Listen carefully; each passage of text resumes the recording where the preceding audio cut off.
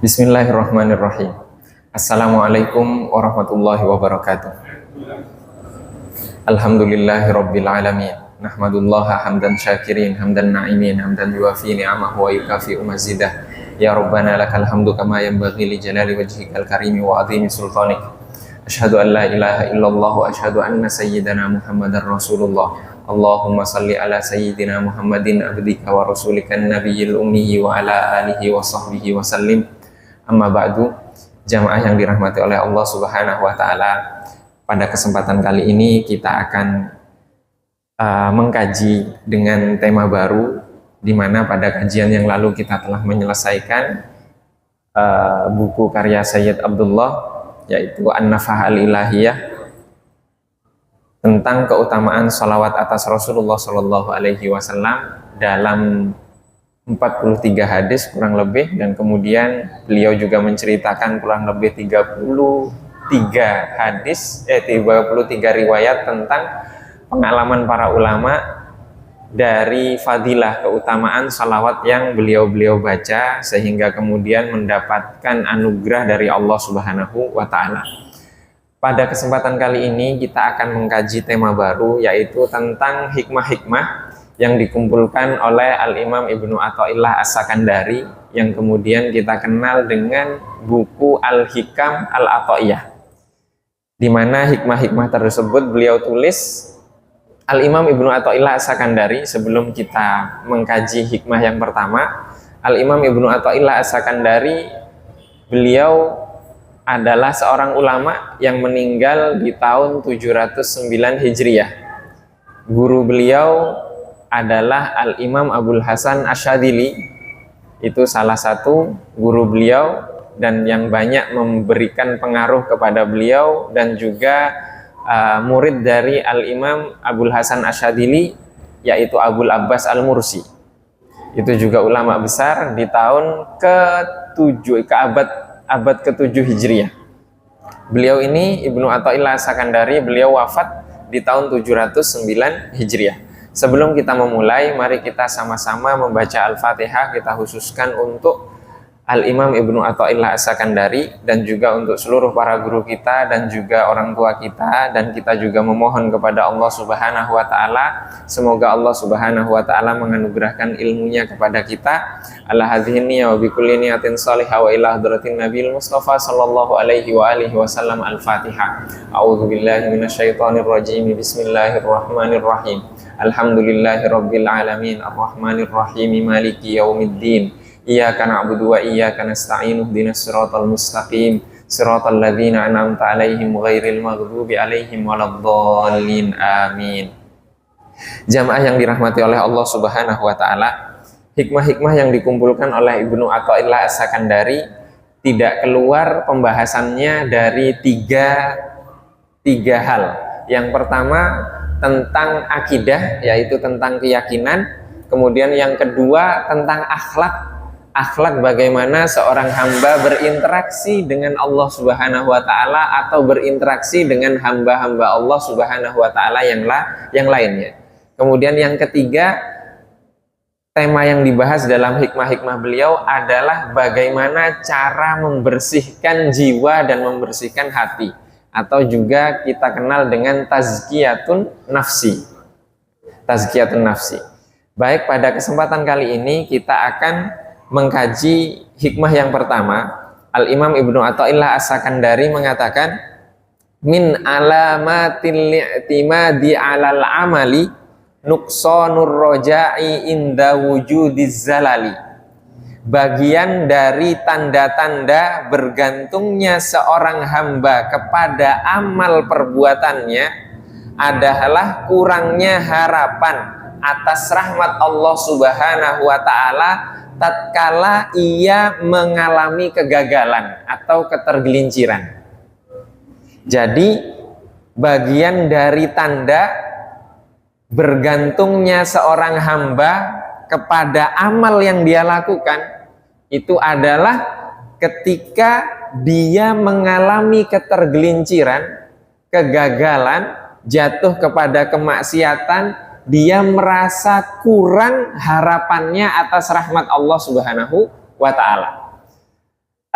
Al-Fakir perlu menyampaikan, mohon diperhatikan dengan jelas, karena di beberapa majelis ada yang salah paham sehingga kemudian mengartikan apa yang kami sampaikan ini salah dan bertentangan dengan Al-Quran. Ya. Bahkan sempat waktu itu kami disidang oleh beberapa asatid, bahkan mengatakan ketika kami menyebutkan satu dalil dari Sahih Bukhari, dia mengatakan, kamu mau ikut Sahih Bukhari atau ikut Al-Quran? Jadi apa mungkin di Sahih Bukhari itu ada yang bertentangan dengan Al-Quran? Tidak mungkin. Tidak mungkin. Maka dalam hikmah ini Al-Imam Ibnu Athaillah As-Sakandari ingin menekankan bahwa apa? Hendaklah kita menjauhkan diri dari apa? Dari keyakinan bahwa amal perbuatan yang kita lakukan itu harus mendapatkan balasan dari Allah Subhanahu wa ta'ala. Sehingga kemudian kesalahannya apa? Kesalahannya seolah-olah amal ibadah yang kita lakukan ini proses jual beli dengan Allah Subhanahu wa ta'ala. Jadi Allah Subhanahu wa ta'ala memerintahkan kepada kita sholat, kamu dapat 27 derajat kalau kamu sholat berjamaah. Kalau sendiri kamu dapat 1 derajat. Ini seperti transaksi jual beli. Sehingga kemudian kita merasa kalau kita sudah memiliki amal perbuatan, maka kita berhak untuk masuk surga. Seperti kita ketika punya uang, kita akan beli tanah, beli rumah, setelah kita bayar cash kepada pemiliknya, kita berhak untuk mengusir pemiliknya. Jadi rumah itu milik kita. Maka keyakinan yang seperti ini itu tidak tepat. Apa ada dalilnya di dalam hadis atau di dalam Al-Quran? Ada. Rasulullah Shallallahu Alaihi Wasallam di dalam Sahih Bukhari sudah disepakati kesahihannya. Rasulullah Shallallahu Alaihi Wasallam bersabda, "Lan yudkhila ahadakum al-jannata amaluhu." Tidaklah sekali-kali seseorang di antara kalian dimasukkan ke dalam surga oleh amal perbuatannya. Kemudian para sahabat ketika mendengar Rasulullah mengatakan seperti itu, wala anta ya Rasulullah, demikian juga engkau wahai Rasulullah. Kemudian Rasulullah mengatakan, wala ana, demikian juga aku, illa kecuali ayyataghammadaniyallahu birahmatihi, kecuali jika Allah Subhanahu wa ta'ala mengguyurku dengan rahmatnya. Mengguyurku dengan rahmatnya. Jika demikian, maka amal perbuatan yang dilakukan seorang hamba itu bukan alat pembayaran untuk dapat masuk surga. Jadi kita beramal itu bukan nanti bayarannya masuk surga. Itu bukan harga untuk masuk surga. Jadi apa yang diminta? Yang diminta oleh Allah Subhanahu wa ta'ala adalah seorang hamba tamak melakukan ketaatan untuk mendapatkan ridho Allah Subhanahu wa ta'ala. Untuk mendapatkan ridho dari Allah Subhanahu wa ta'ala, dan dengan ketaatan tersebut dia mengharap dari Allah Subhanahu wa ta'ala untuk mendapatkan rahmatnya, mendapatkan karunia-Nya. Bukan transaksi jual beli. Oleh karena itu, Ibnu Athaillah As-Sakandari di sini mengatakan bahwa apa? Tanda dari seseorang itu bergantung kepada amal perbuatannya ketika dia tergelincir, ketika dia gagal, tergelincir dalam kemaksiatan, tenggelam dalam kemaksiatan, harapannya untuk mendapatkan rahmat Allah itu hilang. Kenapa? Karena amal perbuatannya sedikit. Jadi amalnya, ketika amalnya sedikit, harapannya kepada Allah berkurang. Ini tanda bahwa seorang hamba itu bergantung kepada amal perbuatannya. Semestinya bagaimana? Semestinya tidak menggantungkan kepada amal perbuatan. Ini adalah ringkasan penjelasan dari hikmah yang pertama ini. Hikmah ini terkait dengan keyakinan. Kenapa dengan keyakinan? Di dalam akidah, keyakinan Ahlus Sunnah wal Jamaah itu dikatakan dalam sebuah syair oleh Al-Imam Ibrahim Al-Laqani, fa'in yusibna fabimahdil fadli. Jika dia, Allah Subhanahu wa ta'ala, memberikan balasan pahala kepada kita, maka itu hanya karena karunia-Nya kepada kita. Itu karunia Allah Subhanahu wa ta'ala kepada kita. Wa in yu'adzib fabimahdil adli. Jika Allah Subhanahu wa ta'ala mengazab kita karena kesalahan kita, maka itu mutlak karena sifat adilnya. Jadi Allah memberikan kepada kita pahala, balasan kebaikan, itu karena apa? Karena karunia dari Allah Subhanahu wa ta'ala. Karena kemurahan Allah Subhanahu wa ta'ala. Karena keutamaan Allah Subhanahu wa ta'ala. Jika Allah mengazab kita, menghukum kita, maka itu murni karena Allah adil. Murni karena sifat keadilan Allah Subhanahu wa ta'ala. Jadi bagaimana jika ada yang mengatakan akan tetapi zahirnya yang nampak oleh mata kita yang melakukan, bukankah itu pantas untuk mendapatkan balasan?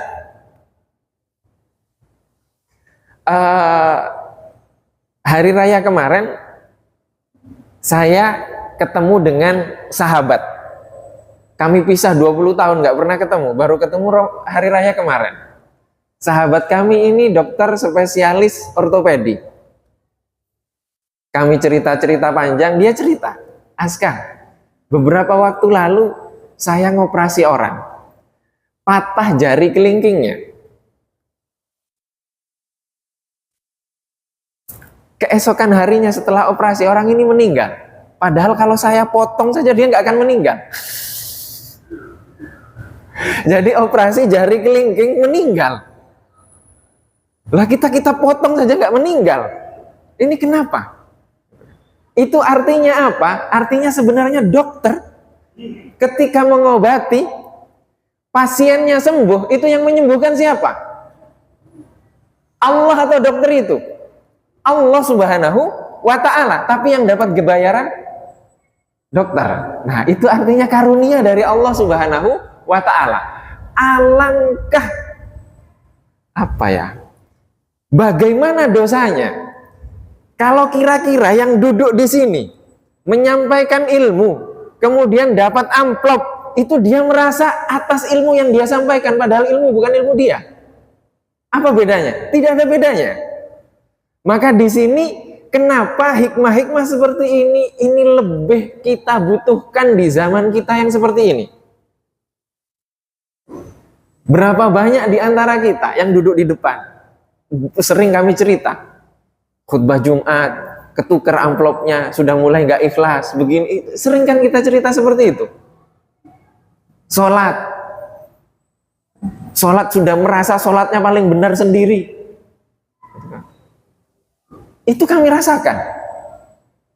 Bagaimana di kehidupan? Artinya apa? Allah Subhanahu wa ta'ala ingin menegur kita di dalam garis kehidupan kita. Sahabat kami tadi yang dokter spesialis itu ingin ditegur oleh Allah Subhanahu wa ta'ala bahwa apa? Yang menyembuhkan bukan kamu. Yang menyadarkan bukan ilmu yang kamu sampaikan, tapi Allah Subhanahu wa ta'ala. Maka ketika kita melakukan amal perbuatan, bersedekah, sholat, zikir, zakat, semuanya yang kita lakukan di dalam kehidupan kita, kemudian kita merasa bahwa itu amal kita dan harus mendapatkan pahala yang akan mengantarkan kita untuk masuk surga, itu salah. Kenapa salah? Karena masuk surga dengan rahmat Allah Subhanahu wa Ta'ala, bukan dengan amal perbuatan kita. Kalau kita bekerja, dapat uang, dapat harta, kemudian kita belikan suatu barang, barang itu milik kita. Ini transaksi kita dengan sesama hamba. Apa dengan Allah seperti itu? Ketika kita mengamalkan sebuah amal perbuatan, amal kebaikan, mengeluarkan zakat, sedekah, sholat, haji, setelah itu Allah akan membalas surga langsung karena amal perbuatan kita. Pertanyaannya, yang menganugerahkan kemampuan kepada kita untuk beramal itu siapa?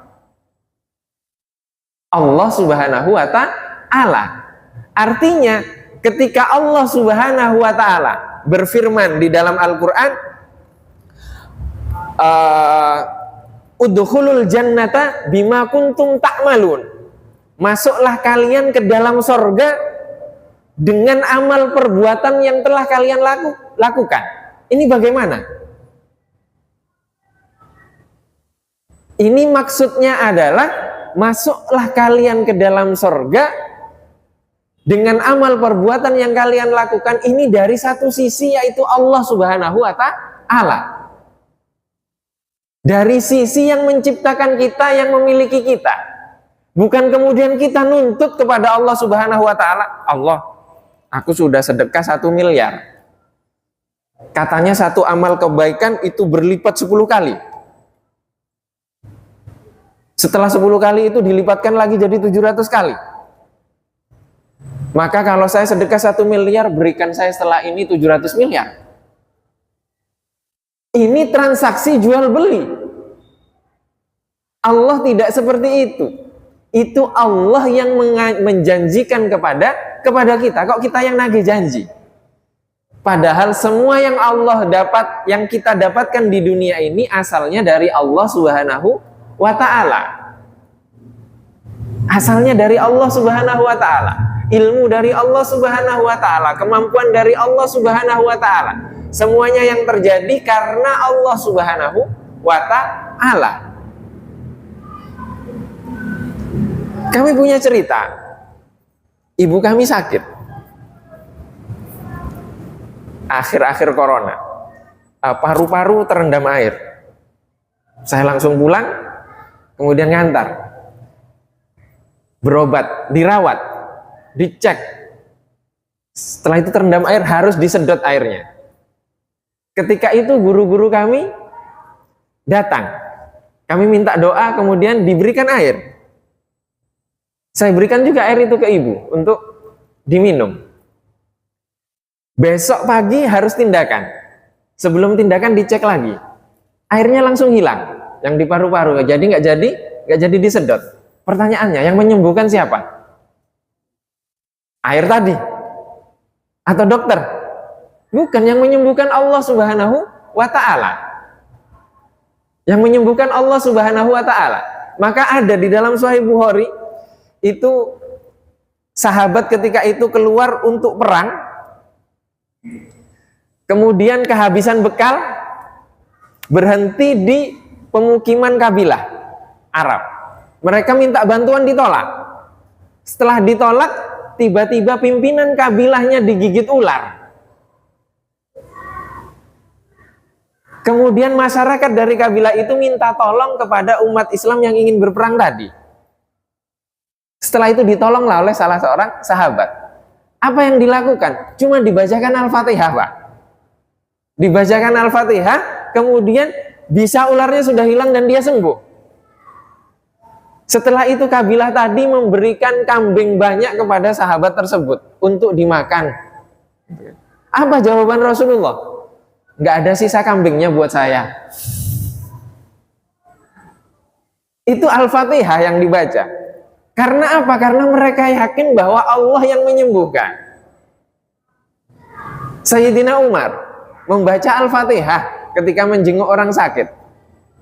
Setelah beliau pergi, yang sakit sembuh.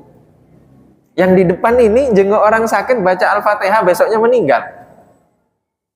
Apa bedanya Al-Fatihah yang dibaca? Mungkin ketika kita mendoakan, kita merasa bahwa kitalah yang menyembuhkan, kitalah yang punya keramat, kitalah yang punya ini. Seperti itu. Sehingga tidak terjadi apa yang kita inginkan. Jadi bayangkan kalau itu dalam seluruh amal ibadah kita, kita merasa bahwa kitalah yang berhak untuk mendapatkan surga, masuk surga dengan amal perbuatan. Pernah kita ceritakan juga di dalam Sahih Bukhari, ada seorang Yahudi tidak pernah melakukan kemaksiatan sedikit pun. Kemudian di akhirat dia dihisab oleh Allah Subhanahu wa taala, kemudian dia mengatakan, "Ya Allah, masukkan aku." Allah mau mengatakan, "Masukkan dia ke dalam surga atas rahmatku." Yahudi tersebut mengatakan, "Tidak, saya akan masuk surga dengan amal perbuatan saya." Kata Allah, "Oke, kalau begitu hisab." Untuk membayar nikmat penglihatan, amal ibadah yang dia lakukan sepanjang hidupnya itu tidak bisa membayar. Jadi lebih besar nikmat penglihatan. Nikmat penglihatan saja. Akhirnya Allah memerintahkan dia untuk masuk ke dalam neraka karena nggak bisa membayar nikmat Allah Subhanahu wa ta'ala. Akhirnya dia memohon kepada Allah agar masuk surga atas rahmatnya. Masuklah surga dengan rahmat Allah Subhanahu wa ta'ala. Siapa di antara kita yang berani kelak di akhirat mengatakan, "Ya Allah, aku mau masuk surga dengan amal perbuatanku"? Tidak ada. Tidak ada. Bahkan ada seorang ulama mengatakan, seandainya Allah Subhanahu wa ta'ala membuka hijab yang gaib, maksudnya menampakkan seluruh aib-aib kita, maka di zaman ini istri akan mengajukan talak atas suaminya dan suaminya akan menalak istrinya. Karena apa? Karena dibuka seluruh aibnya. Jadi aib kita ditutup oleh Allah Subhanahu wa ta'ala sehingga kita bisa berhusnuzon. Terus kita masih bangga dengan amal perbuatan kita. Maka Allah Subhanahu wa ta'ala di dalam Al-Quran surat Al-Hujurat berfirman, "A'udzubillahi minasyaitonirrajim, yamunnuna 'alaika an aslamu, qul la tamunnu 'alaika islamakum, balillahu yamunnu 'alaikum an hadakum lil imani in kuntum shadiqin." Mereka merasa berjasa kepadamu dengan keislaman mereka. Katakanlah wahai Rasulullah, janganlah merasa berjasa kepadaku dengan keislaman kalian. Sebenarnya Allah lah yang melimpahkan nikmat kepada kalian dengan menunjukkan kalian kepada keimanan, jika kalian orang-orang yang benar. Artinya apa? Keimanan yang kita miliki sekarang itu adalah anugerah dari Allah Subhanahu wa ta'ala untuk kita. Ketika kita melaksanakan ibadah sholat, ibadah zakat, ibadah sedekah, menolong orang, dan yang lain-lainnya, semuanya yang kita lakukan sesuai dengan tuntunan Rasulullah yang dicontohkan Rasulullah, itu sebenarnya adalah anugerah dari Allah Subhanahu wa ta'ala kepada kita. Sehingga kemudian kita beriman, kita melakukan amal kebaikan, kita menolong orang, kita itu semuanya atas rahmat Allah Subhanahu wa ta'ala. Bagaimana kalau kita yakin bahwa amal perbuatan kita yang menyelamatkan kita? Itu artinya kita sudah menyekutukan Allah Subhanahu wa ta'ala dengan amal perbuatan kita. Jadi masuknya ke kesyirikan. Kalau bukan karena saya itu, nggak akan dia seperti itu. Tidak akan seperti itu. Jangan-jangan Allah sekarang sedang menegur kita. Karena apa? Karena keyakinan kita. Kalau bukan pilihan saya ini, nggak akan baik Indonesia. Kita lupa dengan hadis yang kita kaji sebelum ini, bahwa seorang pemuda bertemu dengan Sufyan Ats-Tsauri.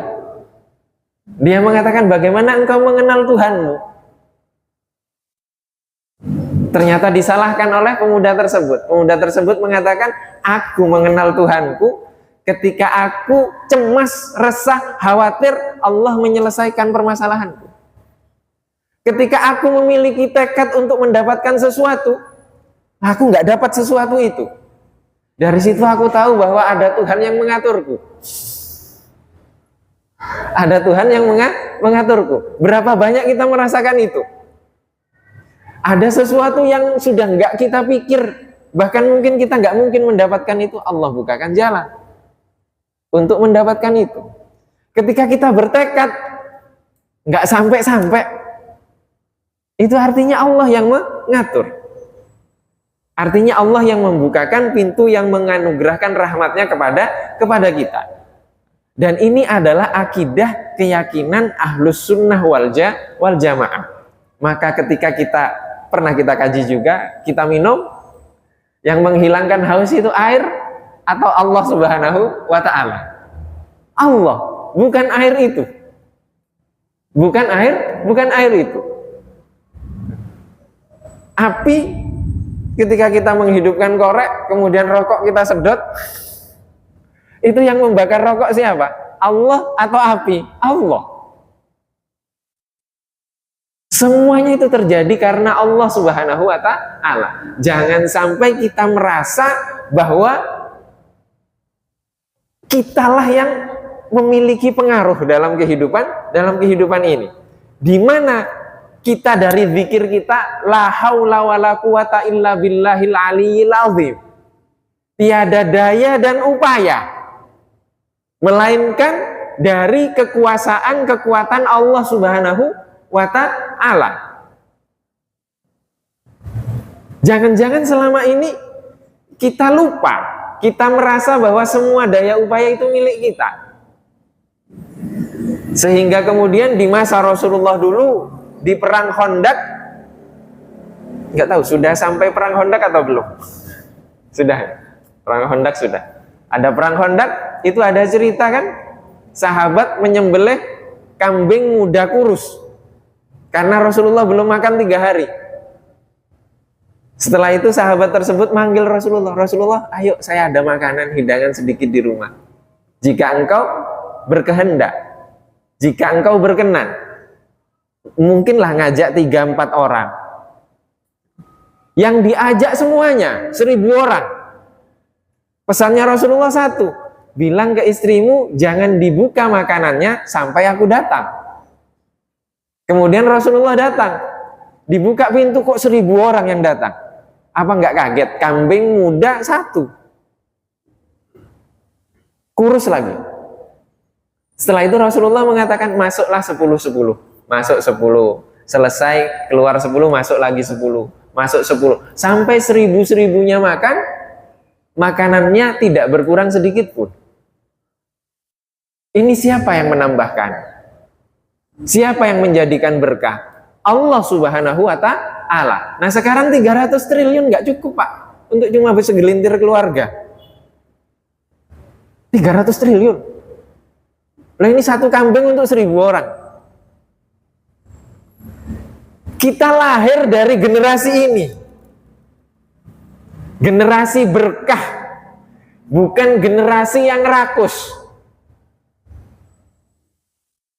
Karena apa? Karena usaha semuanya, daya upaya itu milik Allah Subhanahu wa Ta'ala. Nggak usah takut. Kalau kita yakin seperti itu, nggak akan mati kita. Di akhirat dijamin, di dunia dijamin. Kita hidup dari generasi, kita lahir dari generasi hamba pilihan, namanya Rasulullah Sayyiduna Muhammad Sallallahu Alaihi Wasallam, ketika menyimpan 5-7 dirham ketinggalan di bawah bantal, beliau tidak tenang sholatnya.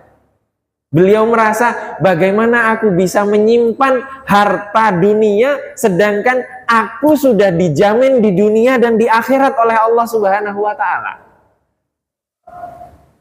Sehingga jatah keluarga dan istri-istrinya disedekahkan oleh Rasulullah. Ada beberapa istri Rasulullah protes ingin tambah bulanan gitu kan. Dijawab oleh Rasulullah, akan saya berikan tapi saya ceraikan. Itu pilihan dari Allah. Artinya Rasulullah lebih memilih apa? Gunung emas atau lebih memilih sehari kenyang, sehari lapar. Sehingga ada ceritanya puasa Daud.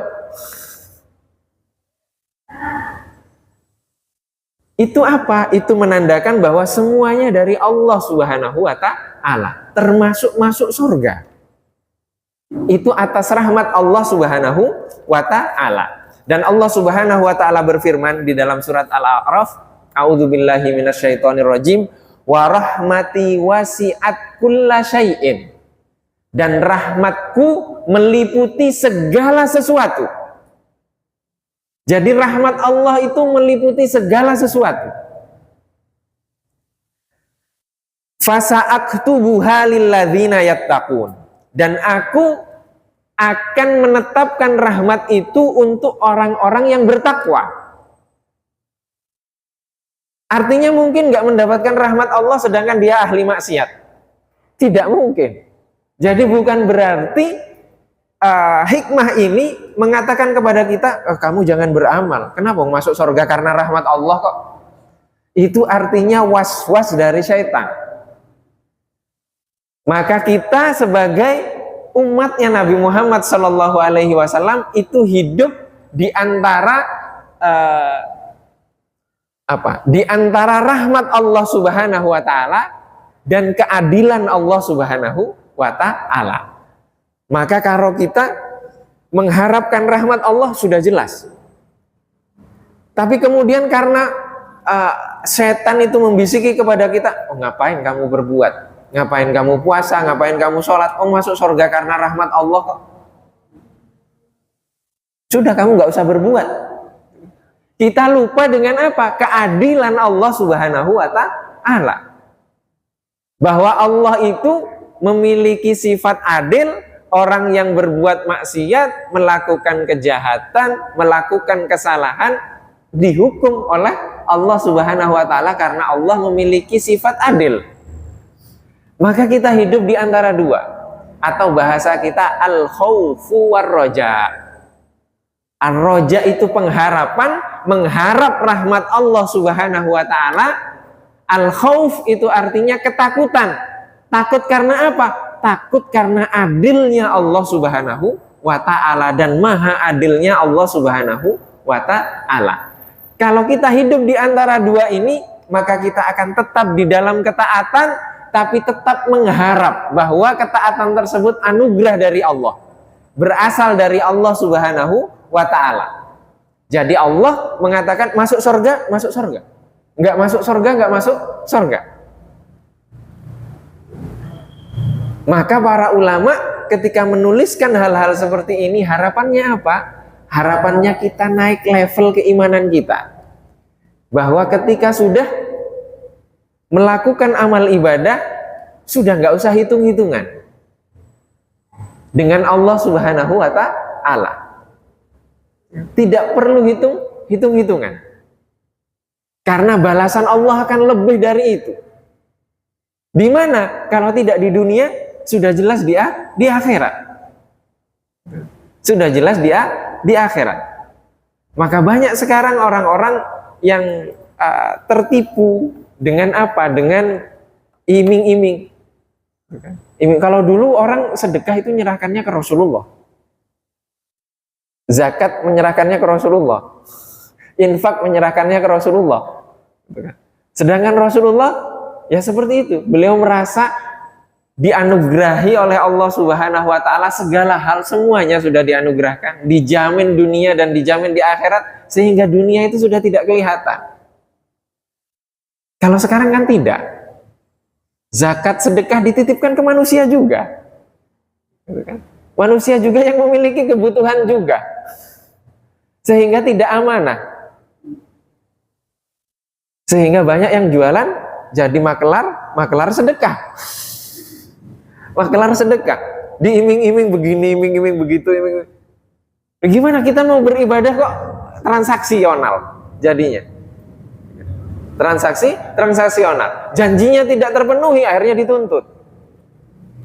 Nah, di sini kenapa kita sudah beda zamannya sehingga kita butuh untuk memperbaiki bagaimana keyakinan kita. Maka dari itu Ibnu Athaillah As-Sakandari di dalam hikmah ini mengatakan tanda dari bergantungnya seorang hamba kepada amal perbuatannya ketika dia tergelincir, harapannya kepada Allah itu hilang. Padahal rahmat Allah itu meliputi segala sesuatu. Meliputi segala sesuatu. Jika Rasulullah Shallallahu Alaihi Wasallam saja mengatakan bahwa apa? Beliau masuk surga itu bukan dengan amal perbuatan beliau, tapi dengan rahmat Allah Subhanahu wa Ta'ala. Bagaimana dengan kita? Bagaimana dengan kita? Maka ini intinya ikhlas. Semua hikmah yang ditulis intinya ikhlas. Ihya Ulumuddin intinya ikhlas. Bidayatul Hidayah ikhlas. Semua buku-buku tentang akhlak itu intinya ikhlas. Tapi ikhlas itu teori. Prakteknya sulit. Prakteknya sulit sehingga Allah ingin mendidik kita di dalam kehidupan kita. Di dalam kehidupan kita. Jika para sahabat ketika Fathu Makkah ada yang menyampaikan kepada Rasulullah, Rasulullah kok yang dikasih harta rampasan perang yang banyak kok malah Quraisy yang baru masuk Islam? Bukan kami yang berjuang. Manusiawi tidak? Manusiawi itu. Itu manusiawi. Tapi Rasulullah bagaimana mendidik para sahabat?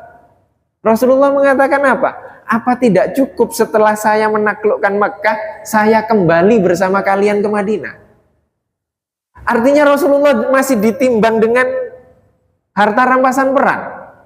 Rasulullah ikut mereka kok. Ada yang lebih dari itu? Tidak ada. Sehingga mereka kemudian menangis. Siapa yang tidak menangis? Ya ada yang mengatakan, dari kalangan munafik mengatakan, i'dil ya Rasulullah. Berbuat adillah wahai Rasulullah. Coba ngomong seperti itu ke Rasulullah. Nggak adil kamu, nggak adil kalau nggak seperti itu. Dia rasa dia yang bisa berbuat adil. Sedangkan ini Rasulullah.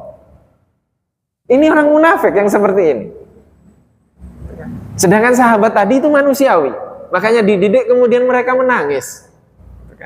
Sekarang siapa yang bisa mengajarkan kepada kita seperti itu? Tidak bisa. Kecuali kita menghayati garis kehidupan kita. Termasuk yang ngomong di depan ini juga belum ikhlas. Belajar dengan membaca. Belajar dengan mengajar. Sama. Rujukannya dari mana? Kami menjelaskan ini bukan dari kami. Saya membaca dari buku penjelasan Syekh Muhammad Said Ramadan Al-Buti. Buku fikih sirah yang dikaji oleh Ustadz Hilmi di sini. Beliau juga yang menulis. Dan juga dari Ibnu Ajibah. Beliau punya penjelasan atas hikam tersebut. Kami hanya merangkum kemudian menyampaikan. Dan sedikit juga menghayati apa yang ada di kehidupan saya sendiri. Itu cara belajar. Demikian juga Bapak dan Ibu sekalian. Kami mengharap juga kita sama-sama belajar di sini untuk membersihkan hati. Sehingga kemudian kita sama-sama ikhlas kepada Allah Subhanahu wa Ta'ala di garis kehidupan kita masing-masing, di tugas kita masing-masing di dalam kehidupan ini. Sehingga kemudian lahirlah generasi-generasi apa? Generasi-generasi yang bisa membebaskan Palestina. Seperti generasi yang dilakukan oleh Salahuddin Al-Ayyubi. Salahuddin Al-Ayyubi itu ngajinya ke Imam Ghazali. Di madrasahnya Imam Al-Ghazali namanya Madrasah Nizamiyah. Dan juga generasi itu juga dididik oleh Syekh Abdul Qadir Al-Jilani. Sehingga kemudian bisa membebaskan mereka. Di kepemimpinan Salahuddin Al-Ayyubi itu wakaf di Mesir itu abadi. Bahkan banyak orang yang mau wakaf tapi tidak bisa wakaf. Kenapa? Karena manusianya sudah sejahtera dengan wakaf. Sampai ada orang yang mewakafkan perusahaannya untuk apa? Untuk makanan burung. Karena apa? Manusianya sudah sejahtera. Ada orang yang wakaf hasil bisnisnya itu untuk mengganti nampan yang digunakan anak kecil jualan. Jadi banyak anak-anak kecil jualan menggunakan nampan, kalau jatuh sambil lari-lari itu pecah. Nah, wakafnya untuk mengganti nampan itu. Untuk makanan burung. Ada yang wakafnya untuk air minum. Apa? Air minum itu bentuknya kran berdiri kalau sekarang di halte-halte gitulah. Di halte-halte pemberhentian waktu itu ada tempat minum berdiri. Jadi air yang di atas itu yang minum onta, turun ke bawah sedikit ngalir itu kuda, sampai anjing dan kucing minum dari air wakaf itu. Sekarang kita air bersih di Jakarta beli. Dulu wakaf. Bahkan beberapa hari sekali itu di istana itu mengalir keran yang itu keluarnya susu. Itu semuanya dari wakaf. Semuanya dari wakaf. Bayangkan kalau wakaf. Nah sekarang bagaimana? Siapa yang main dalam sistem wakaf? Pesantren sekarang. Pesantren itu rata-rata wakaf. Maka wakaf itu akan abadi. Lihat Al-Azhar di Mesir, itu wakaf. Lihat Zaitunah di Tunis, itu wakaf. Lihat Qarawiyyin di Maroko, itu wakaf. Abadi, usianya ribuan tahun. Usianya ribuan tahun. Bahkan sebelum Republik Arab Mesir itu berdiri, itu wakaf Al-Azhar, konon ceritanya itu 2/3 tanah Al-Azhar itu tanah Mesir itu miliknya Al-Azhar. Bahkan angkutan-angkutan umum sebelum diambil alih oleh pemerintah itu milik Al-Azhar, gratis. Itu dibangun dari apa? Dari wakaf. Dari wakaf. Jadi Islam itu mensejahterakan. Karena apa? Karena dibangun di atas apa? Di atas la haula wala quwata illa billahil aliyil azim. Tiada daya upaya melainkan dari Allah Subhanahu wa ta'ala. Nah, sekarang kita saling menunjukkan, oh kita berjasa apa, adu jasa sekarang. Gitu kan? Adu jasa. Maka kalau sudah seperti itu tinggal nunggu kehancurannya. Karena apa? Karena dia telah menyekutukan Allah Subhanahu wa ta'ala dengan dirinya sendiri. Mau masuk surga nanti di akhirat, oh saya sudah bangun masjid. Bukan kamu yang bangun, aku yang bangun, kata Allah. Kamu nggak ikhlas, kamu masuk neraka, bagaimana? Maka inilah akidah dari Ahlus Sunnah wal Jamaah. Dan semoga Allah Subhanahu wa ta'ala membersihkan hati kita sehingga kita menjadi hamba-hambanya yang dinaungi oleh rahmat Allah Subhanahu wa ta'ala di setiap detik nafas kita sampai akhir hayat kita. Dan semoga Allah Subhanahu wa ta'ala selalu menanamkan dalam diri kita ketakutan atas sifat adil Allah Subhanahu wa ta'ala, sehingga kehidupan kita di dunia ini berada di antara harapan atas rahmat Allah Subhanahu wa ta'ala dan ketakutan atas azab dan keadilan Allah Subhanahu wa ta'ala. Dan semoga Allah Subhanahu wa ta'ala mengumpulkan kita bersama Rasulullah Shallallahu alaihi wasallam di dunia sebelum di akhirat. Allahumma amin. Dan cara yang paling cepat untuk sampai kepada titik keikhlasan adalah mengikuti Rasulullah. Itu sudah cara paling tepat. Rasulullah menjadi pemimpin keluarga. Maka kalau mau ikhlas di keluarga, ya kita hanya copy paste Rasulullah. Mau jadi imam, mikir dulu sebelum jadi imam. Dulu yang imami Rasulullah. Kalau sudah seperti itu, Rasulullah itu ikhlas. Mau khutbah, mikirnya dulu yang khutbah Rasulullah. Di masa Rasulullah nggak ada amplop, gitu kan? Dulu majelis seperti ini Rasulullah yang ngajak, Rasulullah yang ngajak. Jadi nggak ada amplop. Jadi mau ada amplop nggak ada amplop sama saja akhirnya. Dalam kehidupan kita juga seperti itu. Ketika ada orang yang memohon bantuan kepada kita, kita mampu tolong. Tolong. Karena Rasulullah tidak pernah menolak permohonan orang. Kalaupun menolak, biasanya Rasulullah berjanji nanti ya. Nanti, dan itu ditepati. Bukan diusir. Bukan diusir. Nah sekarang jangankan orang, kucing masuk rumah saja disiram sekarang. Gitu. Kucing masuk rumah disiram. Jadi inilah tuntunan dalam agama kita terkait amal perbuatan, bahwa amal perbuatan itu adalah anugerah dari Allah Subhanahu wa taala yang harus kita syukuri.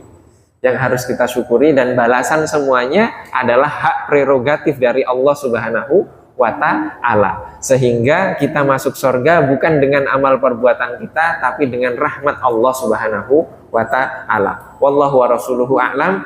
Ini hikmah yang kita kaji pada kesempatan kali ini. Mohon maaf apabila ada kekurangan. Wabillahi taufiq wal hidayah wa ridha wal inayah. Wassalamualaikum warahmatullahi wabarakatuh.